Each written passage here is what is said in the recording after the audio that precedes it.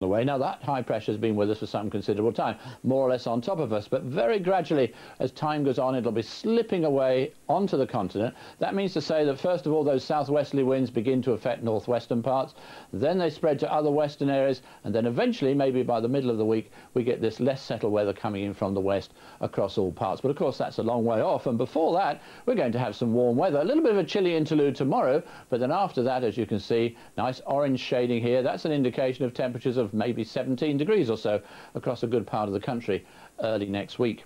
Now, it's a warm afternoon in many parts of the country at the moment. Around some of these western coasts it's somewhat cooler and grey, and this grey weather is feeding actually down towards parts of the North Midlands and across Manchester as well.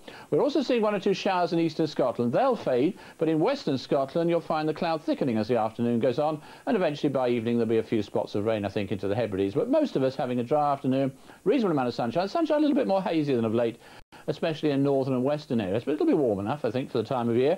14 to 16 degrees, but you see where that mist holds on and the wind comes in off the cold sea, probably the best temperature there, more like 9 degrees.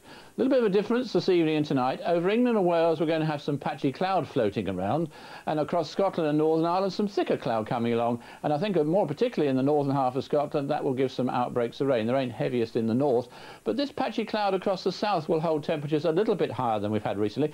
All right, you could get a touch of frost here and there, and you could well get some mist and fog patches too, and some more general low cloud feeding across the southeastern corner. But with the thicker cloud and the breeze picking up through Scotland and Northern Ireland, they are milder than it has been recently, and a cloudy start to the day tomorrow across those northern areas. Again, there'll be some outbreaks of rain, heaviest in the north.